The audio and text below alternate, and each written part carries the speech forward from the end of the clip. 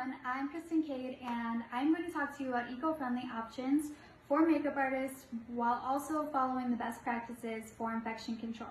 First of all, I told you I'm using plastic bags. I was using much smaller ones than the one I actually had during quarantine on hand in the video. But I use plastic bags and I put a label on it and I write the model's name and if they have any allergies. And I know while I'm working, that's their bag, stays with them, or designated area, whatever. That has made my job so much easier, and models that I work with always comment on it. They're so appreciative of it. But obviously it's not the most eco-friendly option. I think we really have to outweigh, the pros and cons of everything. I always want to be more eco-friendly, and I just think sometimes we have to pick safety first and try in other forms of our life. Like, okay, if you are saying you are so eco-friendly and never gonna use plastic in your kit and all of that, I commend you, that's great. But why are we rushing out to buy 12 different makeup palettes that all have the same colors? Do you know how much water and waste goes into making the packaging for each thing? And they just sit on our shelves, or maybe professional makeup artists were a little bit better about that, but consumers, if any consumers are watching that, like, be mindful of that, because the whole process that goes into it, it's insane and you're wasting so much. So we have to think of the big picture and try to do the best we can, but don't turn a blind eye to the things that are more consumer driven, I guess. So anyways, I have seen some makeup artists using, there's like a reusable, I don't know if it's actually the brand Ziploc, sorry, my hair, I always touch. It's, maybe the brand is Ziploc, but whatever. It's a reusable pouch that's plastic and similar to a Ziploc bag. I looked at some of those. I also found some that are biodegradable. They're about $7, I think, for a pack of 10. They're not cheap, but I looked into it and they're actually not biodegradable unless you fully clean out any substance in it, which is like any oil, makeup, any residue that's left in, it's not going to be biodegradable. So I don't see the point of wasting money on those. Now the ones that people are just washing and reusing, that's great for snacks. Like I fully am with you on that. But if you think about it this way, if you left a perishable item in one of those Ziploc bags, like you brought food that spoiled, would you feel comfortable washing that and then using it again for food and eating out of it? I don't know that I would. I haven't tried with those. I don't know if they're dishwasher safe or not, but unless there's really the ability to get heat in there, I don't see how that could be fully cleaned because of the inside corners and things. Like I said, for snacks, so easy to rinse those out and reuse them, let them dry. But for things that you're putting in that are pathogenic, like with your makeup brushes, or potentially have a high risk of being very pathogenic, I just don't see how that is going to be clean enough for my standards. So I did find, though, these reusable silicone bags. The set I bought came in a bunch of different sizes. I wish I could find the medium, large ones, but I only found those in packs that were not heat resistant. So make sure you really read the labels on it. These are heat resistant up to 450 degrees. So you just slide the plastic off. Now these become way more malleable once you start using them, which I clearly have not yet. But so you slide the plastic off. This you cannot heat, but you can easily wash it and then just put it in your, submerge it in your favorite disinfectant like Barbicide or, whatever that you like to use. Make sure it's not too corrosive because, the plastic can break down with that.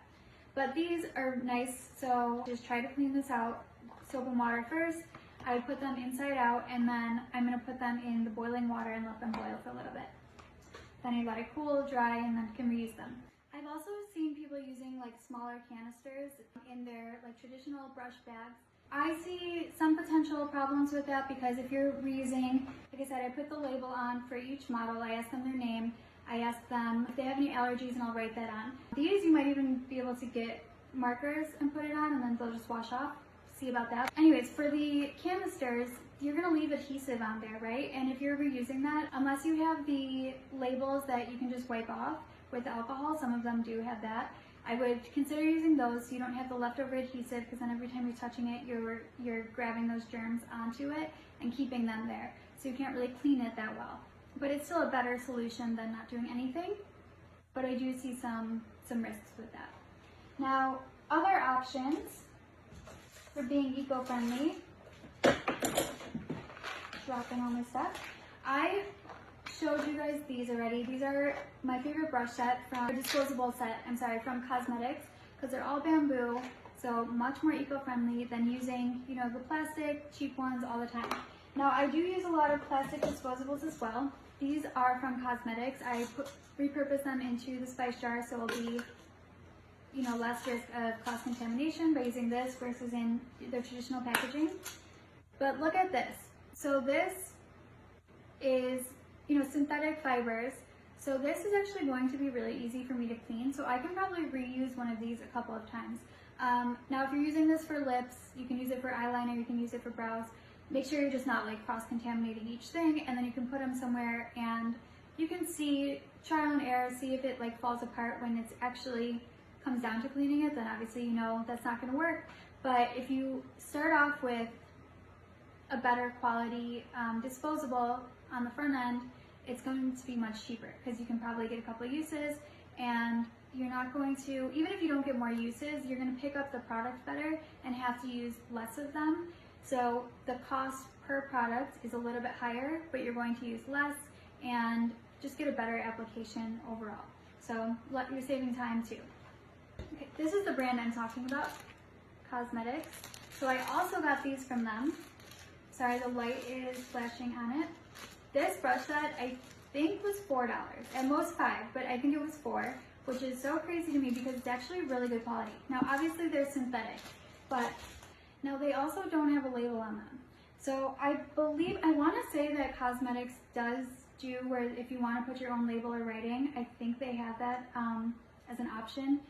Don't quote me, but I'm pretty sure. And either way, you can order bulk options, and they're made for that kind of purpose. So you can get, you know, a bulk order of these, and especially if you're a bridal artist, this would be so amazing to add as an add-on for your brides. And the bridal party if you wanted to, but especially the brides. So what you can do is, like, I don't know, engrave their names onto it or engrave yours, and when they go home with this, every time they put their makeup on from them, they are going to remember you. When they're getting ready with their girls, they're gonna be like, oh my gosh, she gave me these brushes, and they're gonna talk about you in a positive way. So it is a couple dollars, but I think your reputation with it, it's going to do a lot for you to be thinking about things that way. So, and then too, by using kind of like more brush sets like this, it's less waste overall, because you're using less disposables. You can easily just like put this into some cute packaging, I don't know, put a sticker on it even, and at most it's costing you like $6. You can charge an extra 10 or just build it into your price, and it's such a nice gift to be able to give away to your brides. Now, unless I'm working with private clients, I wouldn't do something like that, but I don't do bridal makeup generally, so we wouldn't be doing this like on set. You know, if you're in TV or film, you're not going to be doing something like this, but I mean, you could with your regular clients. It's always a nice gesture, right?